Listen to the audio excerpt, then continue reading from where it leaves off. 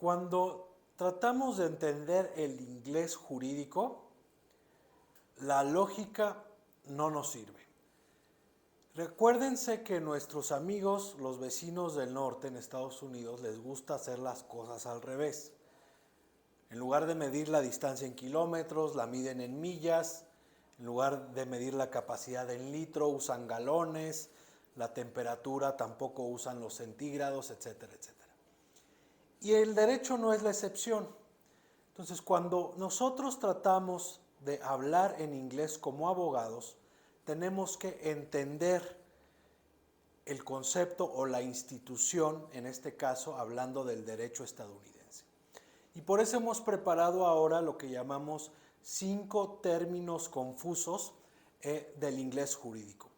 5 confusing legal English terms, es decir, palabras que las podemos traducir de forma literal, pero que al momento de hacer una traducción jurídica vamos a tener que utilizar otra palabra.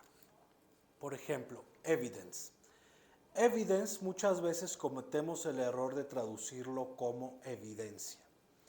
Hay que entender que evidence en el proceso civil estadounidense es aquello que se presenta y desahoga en un juicio, ¿sí?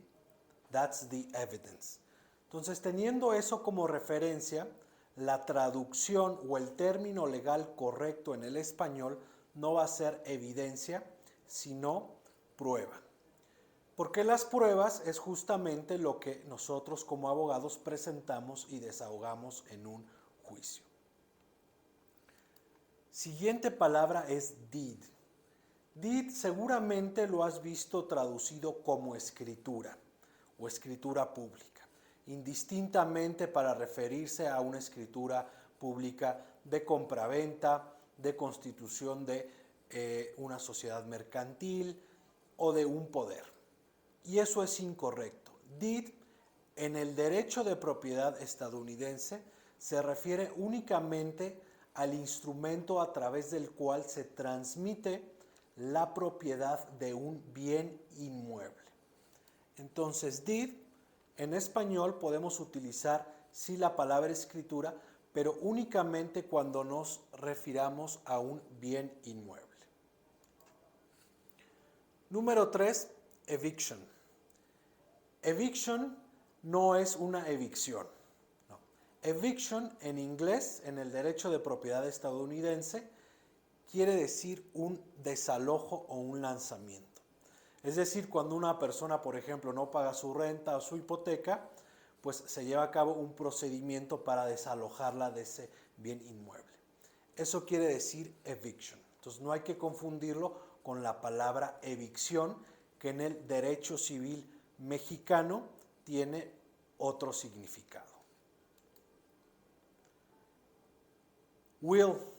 Will, si lo buscamos en un diccionario, la traducción literal va a ser voluntad. Sin embargo, en un contexto jurídico, will es el testamento, es decir, la última voluntad de una persona. Y por último está la palabra estate.